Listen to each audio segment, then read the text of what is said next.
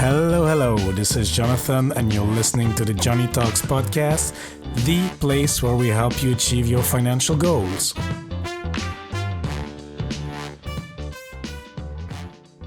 Hola, amigos. Hope you're having a great day wherever you are. And if you're a new listener to the show, special warm welcome to you. I really appreciate you tuning into the show.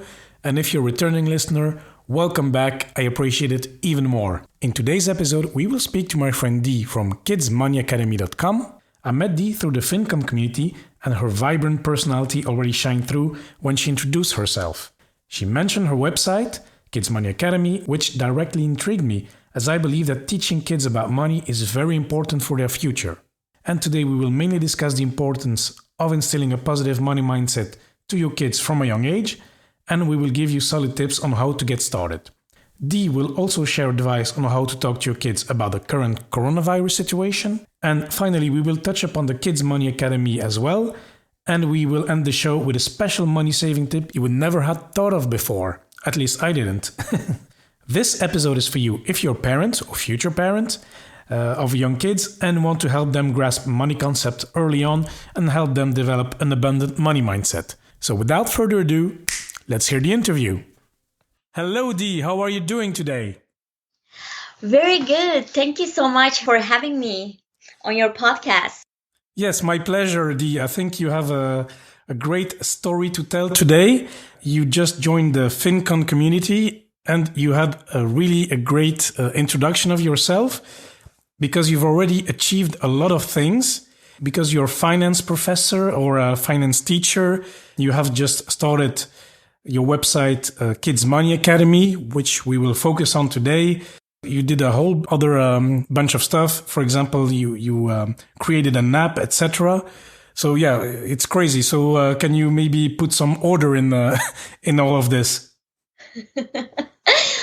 Of course. So I am the founder of Kids Money Academy. I founded the academy last year in 2019, and prior to that, I have my CPA license. So I'm a licensed CPA, and I also teach at UCLA. I do teach corporate governance and ethics, and also internal auditing classes. Mm-hmm. So Kids Money Academy is my side hustle. Right now, I do have a full-time job. However, I would love to turn this into my full-time gig because I am super passionate about this topic. Yes, and I really like it too. So that's why I asked you to come on the show. I do not have kids myself, but I think teaching kids to be money savvy, I think it's really important. I have my reasons for thinking that. We discussed it before the show, but I want to know, why are you passionate? Why did you start this Kids Money Academy? I truly believe that everything starts at home. Mm-hmm. Teaching money is, as you know, is super important, and we cannot rely on the school system for the financial literacy, because in the United States especially, there are some states they do require personal finance classes. There are others they don't. So it starts at home. And as parents, I do believe we do have a responsibility to pass on our knowledge to next generations, and that includes financial literacy. Mm-hmm. Yeah, and I really like what you said, because it's really based on my research, based on everything I read from the blogs, from other blogs and other podcasts.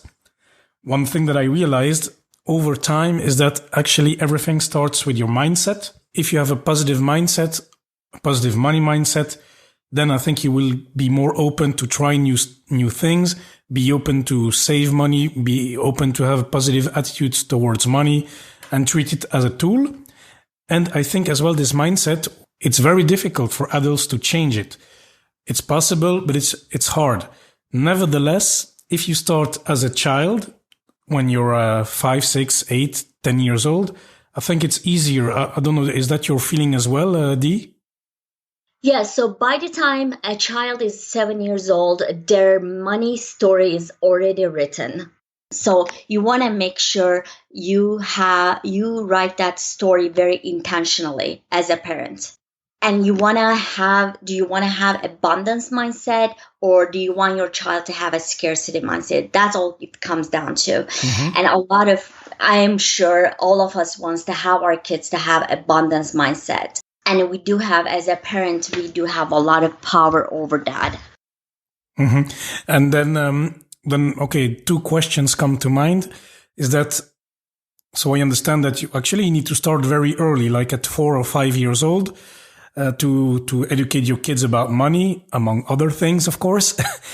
So that's one thing. And then the other thing is, how do you start? I mean, I'm not a parent, but 4 or 5 years old, to me, it seems so young. It seems like, if I think of 4-year-olds that I know of, kids of friends or family, I mean, to me, they're just walking around and they want things, or I don't know.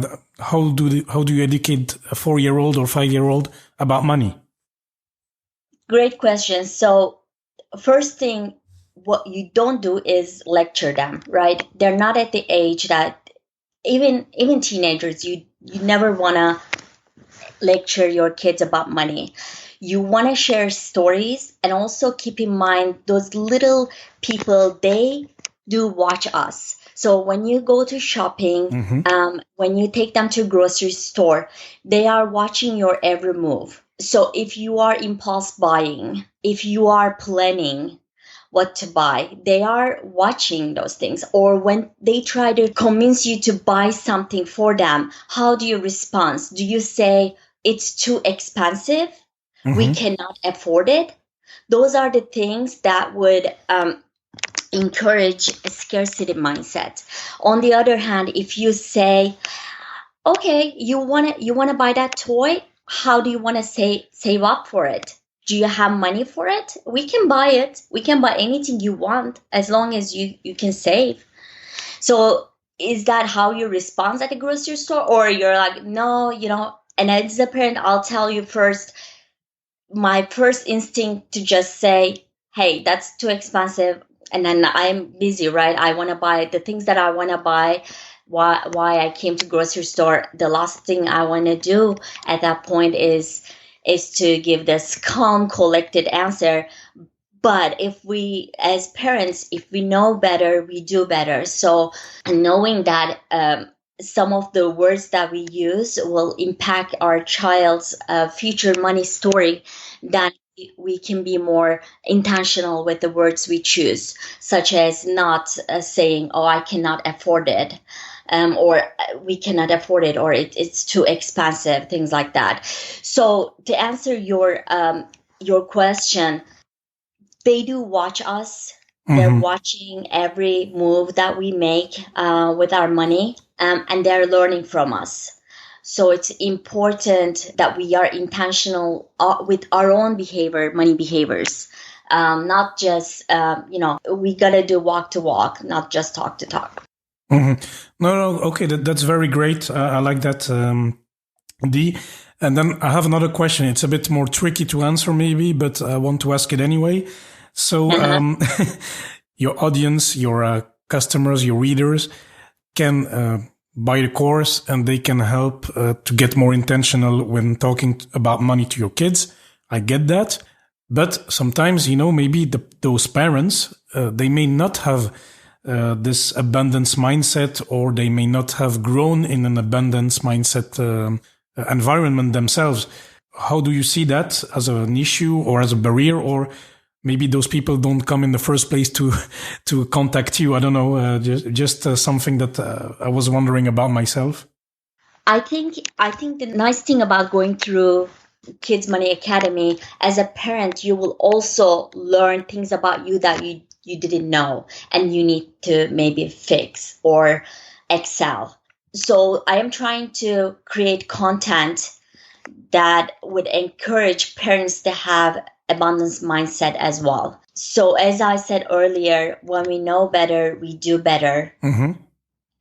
As growing up, as I think about my own childhood, my parents, even though I grew up in a middle class family, they always talked about money in a very abundant way. So I never thought that I will be struggling when I grow up. Even though we didn't have a lot of money, I always knew the money would come to me easily. However, one thing they didn't do well while I was growing up, how to keep that money once you have it, right? The savings habit. So back then, as I was growing up, there was no internet. There were no resources. So they just took the information that they got from their own experiences and their own families and pass it on to me. But now with all the resources we have available, I think as a parent, we do have a power to take control over our own childhood money stories. We can change our behaviors. They didn't even have the awareness of abundance money mindset versus scarcity mindset. They just taught me, and probably your parents as well, what they knew.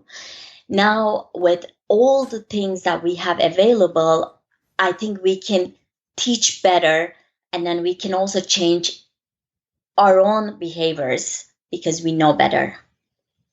Yeah, absolutely. And then I think I grew up in a similar environment as yours, as well, middle class.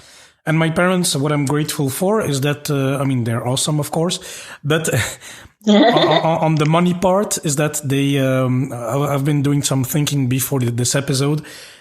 I mean, they have never been negative towards money. Sometimes they say, well, yeah, no, this is expensive or we cannot afford. This has happened. In general, not so much, or, oh, yeah, but you need to work harder on that, a bit as you said in the beginning. But as such, we never had a negative image. It was more that it's important to work, to earn your money, to open yourself possibilities with going to school, getting a good education, a bit traditional, but that's good. But with regards to money, they are open to. They're not money nerds like I am. They don't read financial books or look at blogs, etc. So they have no clue about how the stock markets works. I mean, now they read my stuff, so it's fine. But they're not financial experts. But they, at least on the money mindset part, I've always been blessed with positive attitude. Making money is okay, but use it well. Use it in a responsible manner. I think that was more the message of my parents. That's great. Also, what I want to say for your audience, if they didn't have parents who were talking positively about money, and they had some negative beliefs about money, I want them to forgive all those stories and not be resentful towards their parents, because we really, as parents, we try to do our best, and because we try to do our best, we pass on what we know the best. Yes. And if they do have negative beliefs, if they learn about money and have negative beliefs about money, they have power, every power within them to change these stories. Mm-hmm. And about education and parents, we are currently in the middle of the coronavirus times. It's affecting all of us. I'm doing fine. I'm living by myself, and my family is all right. And I have a sister, but okay, she's an adult. I know you have 2 kids. So how, for example, do you talk about coronavirus and its consequences? I mean, people lose jobs, and there's a lot of sad news on the TVs. So how do you handle this as well? With kids? Yes. Great question. So every time when I hear another layoff, literally my heart breaks. And I know once this is over, the economy is going to roar. It will happen. But in the meanwhile, we need to deal with some ugly realities, right? And instinctively, we want to protect our kids from everything, but at the same time, we want to get them ready for life, and that's not going to happen if we shelter them in a way that they don't know how to deal with the real life circumstances, like the one that we are going through right now. So if you are going through financial hardship during this pandemic, or let's say there is a recession and you are going through financial hardship, you lost your job, I do have some tips to how to deal with these negative news while sharing with kids. The first one is, I want to say, be honest about what caused the change. Even though it's difficult to predict, share your plans to address the situation within your family. So how are you planning to, once you share the news with your child, whether you got laid off or you are going through financial hardship, um, then focus on what's good. I call that unfortunately, fortunately technique. So the conversation can go like this. Unfortunately, mommy or daddy lost their job. Fortunately, then you move on to fortunately. Mm-hmm. And you say, but we are still together, we are still healthy. So you focus on positive. So unfortunately, this happened, and maybe we're not going to be able to spend as much money on your toys or a couple other things that interest your kid.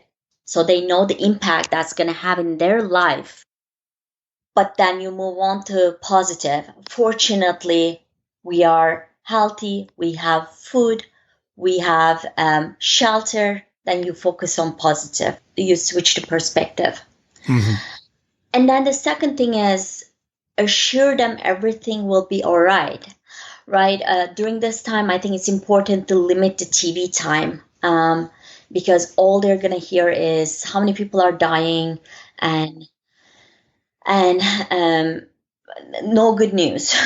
Basically, they see the world map red everywhere, and it's very stressful and scary for kids. So I would recommend that parents limit the TV time and instead focus on the positive, that it's going to be all right, this will pass too, right? Mm-hmm.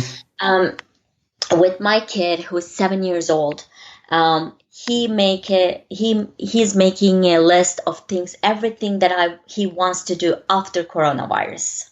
Okay, that's cool. Yeah, so he focuses on positive things, on the future when it will pass, because he Yes, knows it will pass. Okay. yes, it will Mm-hmm. pass. And what do you want to do when it's over? And he's like, oh, I want to have a party with my friends, I want to have play dates. And so he writes all of that.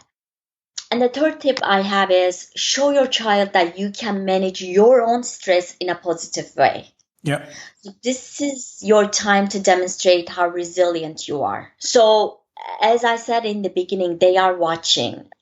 You can talk to them and you can tell them how to react all day long, but they are going to watch you, and they are going to watch you how you react to current circumstances. It's important that you find the things that you love that do not cost money, obviously, and focus on those things, and show your child that you can handle your stress in a positive way. Yeah, I think that's very important. And it ties back to what you said in the beginning. They will watch you. I mean, it doesn't matter if they are 5 years old or 10 years old.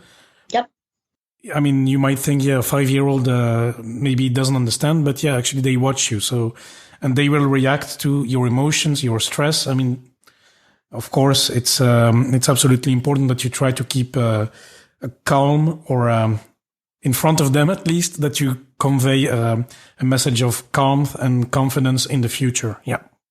Yes, exactly. So I have a 2.5 year old daughter. Mm-hmm. When every time she gets boo boo, like we kiss and she feels better. And when I hit my leg somewhere or something, like when something happens to me, she looks at my reaction and then she comes and kisses me. So even 2.5 year old Yeah.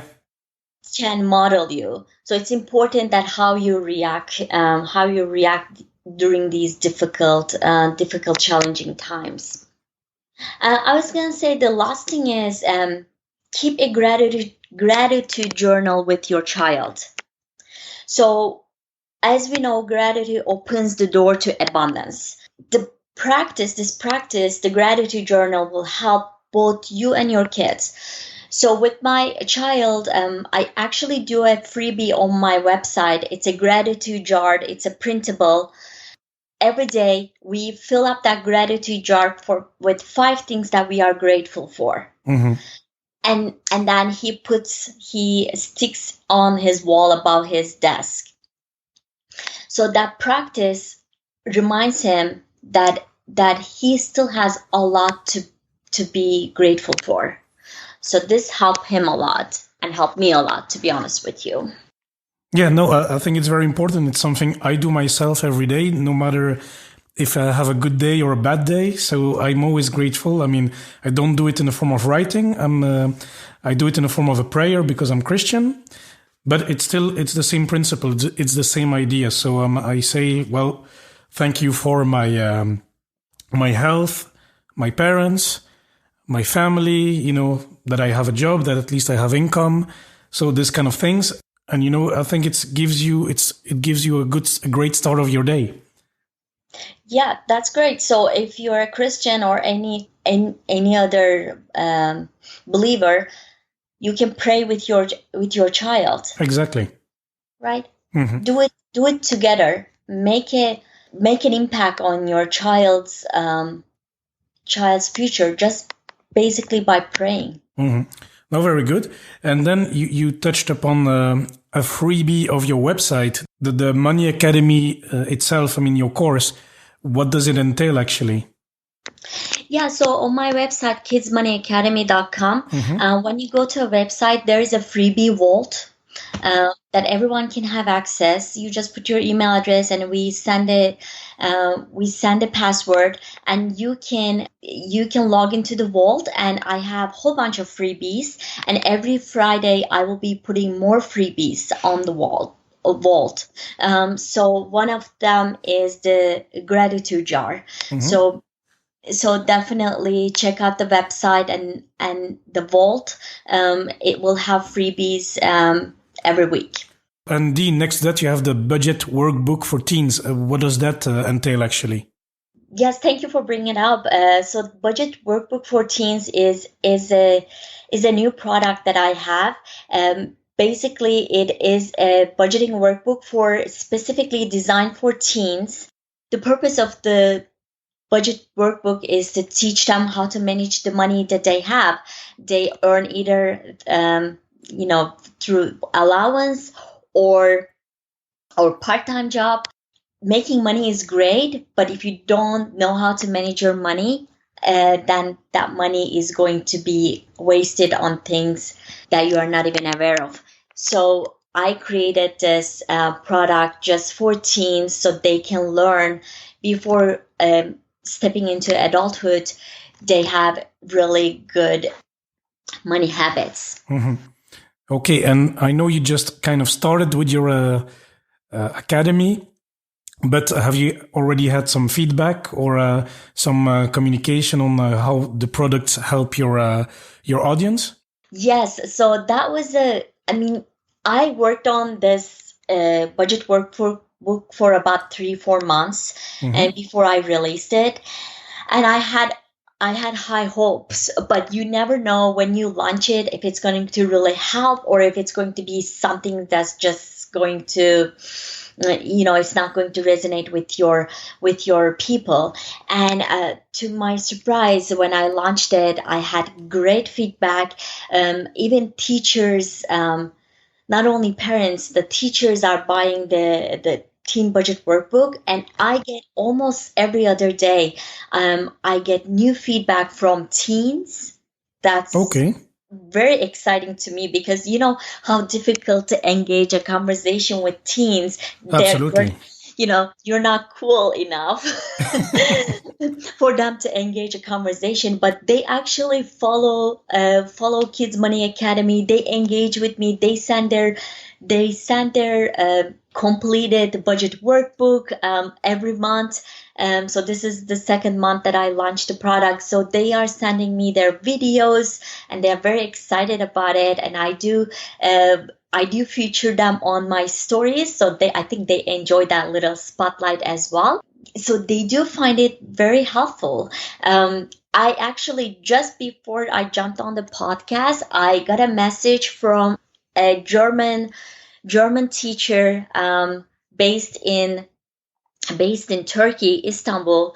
She was saying that she's sharing this budget workbook with her students. Oh, wow. Teach them about money. So I was thrilled, because, to be honest with you, my goal with this budget workbook was, if I can impact one child, one teenager, then I was going to feel like I fulfilled my mission, because it has a trickle down effect. It's not one teenager. That one teenager is gonna grow up, become an adult, will have a family. That means that one teenager is gonna impact so many people around himself or herself.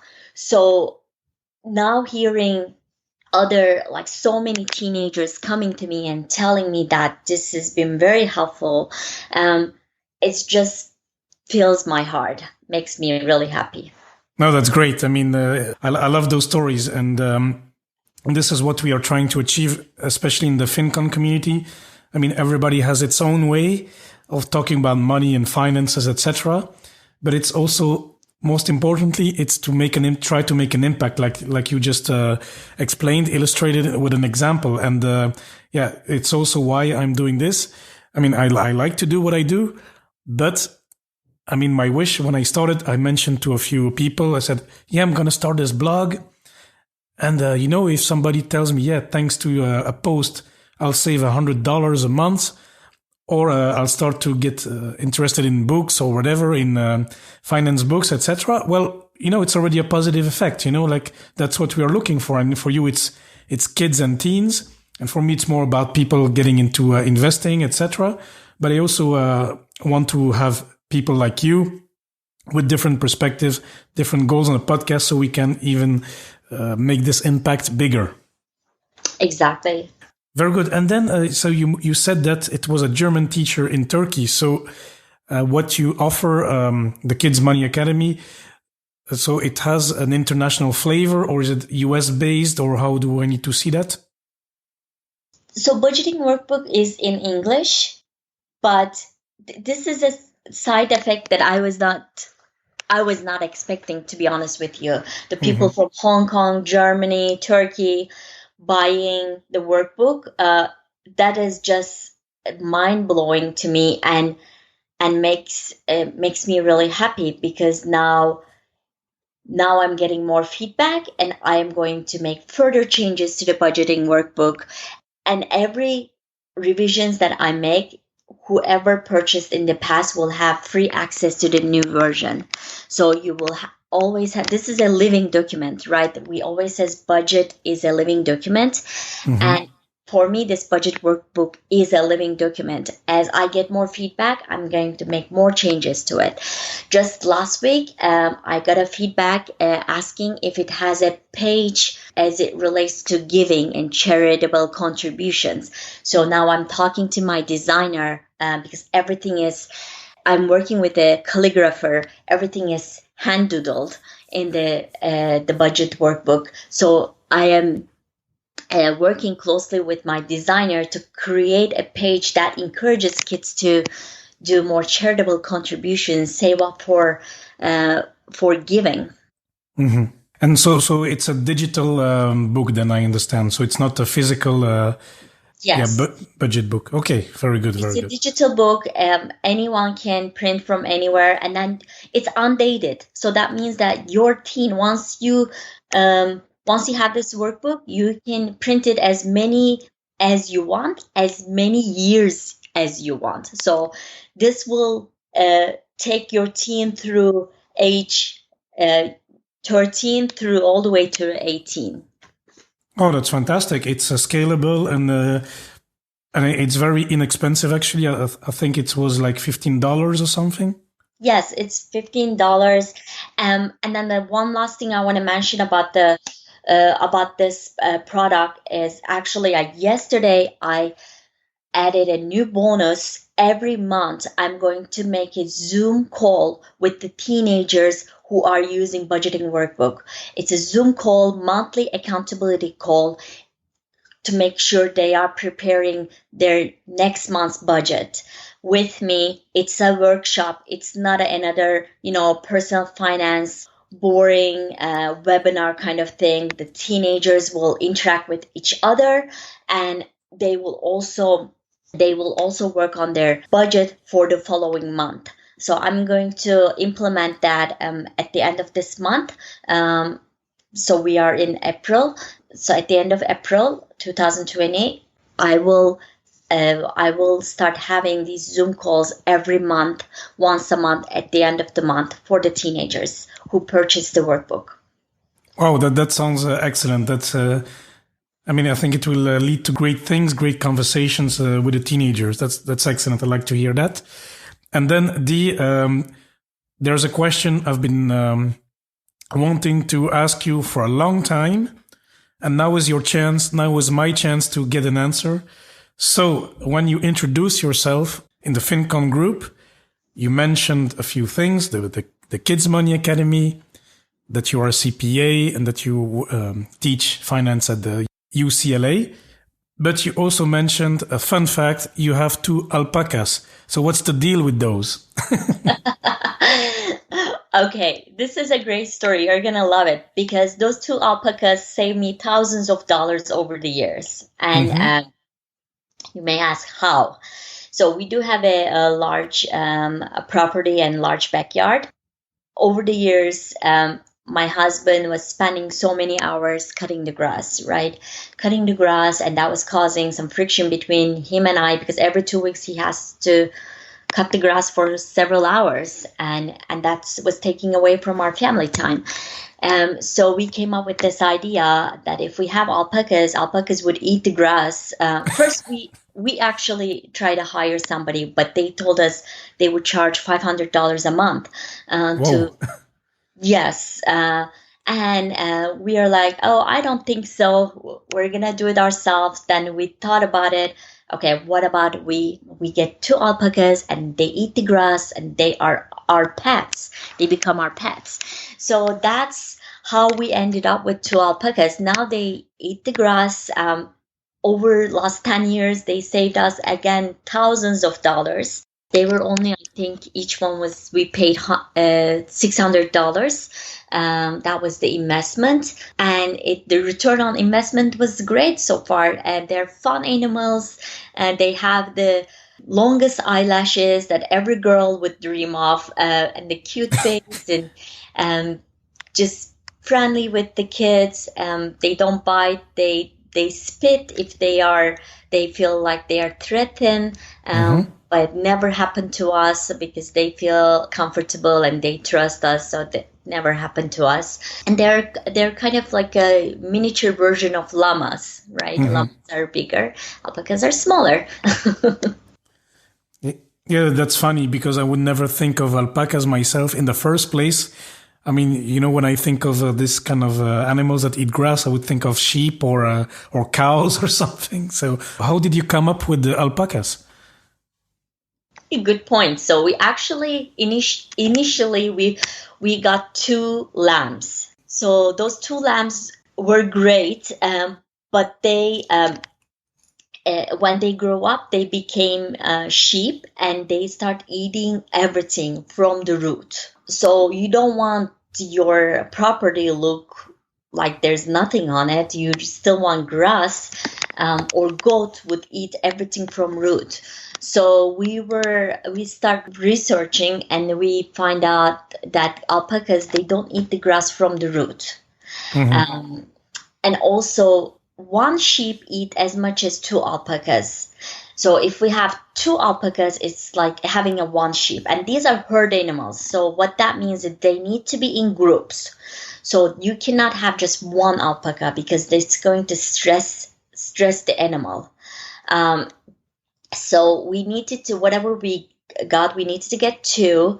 So two alpacas equals to one sheep, as much as eating one sheep. So we decided to go with two alpacas. I'm happy to have how can I say, unravel the mystery around the alpacas. So that's great. Yes, it's all go Fantastic. back to saving money again, right?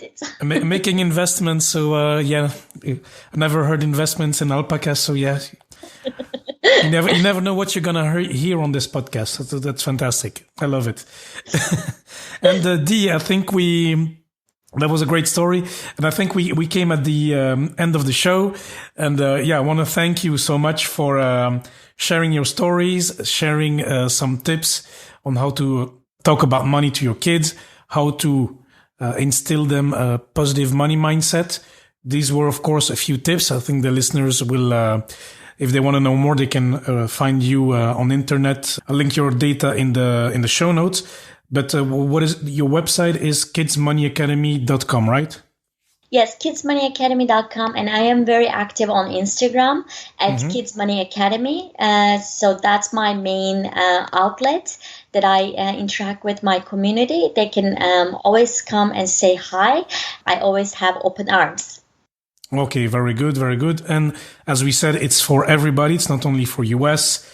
It's for people in Hong Kong, in Turkey, etc. Of course, it's in English, but yeah, then it's open. So please, yeah, go check Dee. It's great. She has a great Instagram and a great website, great project aiming at having an impact on many kids and teenagers' lives. So I love it. And then Dee, of course, like every guest, we have our 3 quick fire question. So the number 1 question is, what has been your best investment so far? I think my best investment is obtaining my CPA license in the US. That was my best investment, time investment, as well as the money investment.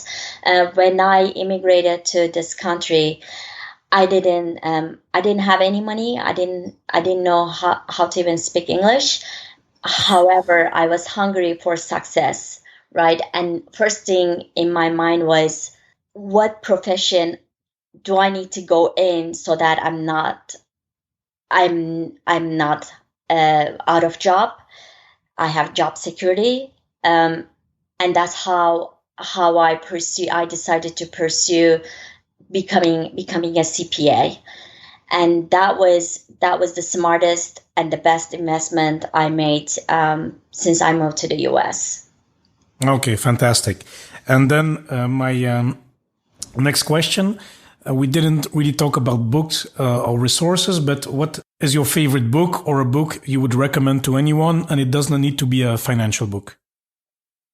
Yes, so the book I recommend is Man's Search for Meaning by Viktor Frankl. I recommend this book because we are going through such a unique, difficult, challenging times. And if you are in pain, if you are scared, lost, I think you must read this book. Or even if you are happy, you must read this book, because Viktor Frankl is an Australian Jew who survived living in a concentration camp for 3 years. During that time, he lost his parents in the concentration camp, brother, wife, a pregnant wife killed. And this book is about how people survive in living in concentration camp, and some people didn't survive. And it all comes down to having a positive outlook about future. And I think what we are going through right now, of course, is not even comparable to what Viktor Frankl went through. But I think we can learn some lessons and apply to what we are going through right now. Okay, very good. I'll look it up and I'll link it as well in the show notes. And then Dee, the last question is, what is the best purchase you've made for under $100? $100? I'm just going to tell you what the best investment I made during this time. It was the Instacart subscription. So I don't have to go to groceries. I think it was like $90. It's free delivery. They deliver your groceries for free. So I don't have to go Yeah, I don't have to go out there and wait in the lines and things like that. I get the groceries delivered to my house, and I disinfect them Yeah. before going in. Um, yeah, so I think that's the best investment I made Yeah, yeah. So it's lately. a group of people. I mean, I don't know the service, so I guess it's you use an app. Some people go do your groceries for you. That's it. Yes, Hmm. they do the groceries for you. Um, and normally they charge, delivery fee. But when you have the subscription, they actually, you pay $90 for the whole year, and you can order 3 times a week, 5 times a week. It doesn't matter, and you get your groceries delivered for free. Oh, that's excellent. Actually, if it's only $90 a year, I mean, you should just do it. Yes, because as a mother, I need to save time. Yeah. I need to be very efficient with everything that I do, and having a full-time job, 9 to 5 job, plus Kids Money Academy, plus teaching at UCLA, plus having 2 kids. I need to be really efficient with everything I do. Yeah, and especially now, like I don't know how it is in the US at the moment, but for example, last week I went to the supermarket. I had to wait 30 minutes outside because we limit the number of people inside. Yes. Here in Luxembourg, and I think in Belgium it's very similar. You limit the people inside, so you need to queue outside, and then you do your groceries, which I find boring anyway. So but you need to do it. So yeah, all in all, I spent half an hour outside, 20 minutes inside, so it's 1 hour. So if you multiply that by 50 once per week, then it's 50 hours. So $90 for 50 hours plus your mother, etc. So I mean, the return is huge. Yes, I love that calculation you did. And then every time when you order something on Instacart, at the end, once you place your order, it tells you how many hours you saved Oh, really? That's since cool. since you start using Instacart. So I think I started using it like about a month ago, and I already saved 25 hours. So Hmm. And on the other hand, for people in the US, then because I don't think we have this type of service here, is that yeah, it can be a side hustle. Okay, maybe it's a bit risky now, but it can be otherwise as a side hustle to make some extra money. yes, I actually on Facebook, I am part of this group of moms, Hmm. and there was this one guy who posted in the group and said, "Hey, moms, I need money right now. I can do your grocery shopping for you. Here's my cell phone number. Just send me your shopping list, and I'll do it for you." And other moms start using his service, and that became this guy's side hustle. It just happened in front of my eyes a couple days ago. So Mm. so Yeah. Okay. to your point, yes, it can be a side hustle. Absolutely. Okay. Well, Dee, it was great to have you. Thank you for your time. Thank you for bringing your positivity to the show and to the world. And no, really, I mean it. I say it, yeah, it just came like this, but I really mean it. I mean, having an impact on people's life because it's their money as teenagers, but it will develop into good habits, into more. It will have a trickle down effect, as you said earlier, so on more people. So please continue, and I really like to talk to you today. So Dee, thanks so much again, and I'll speak to you soon. Thank you so much, Anton, for having me, and have a wonderful day.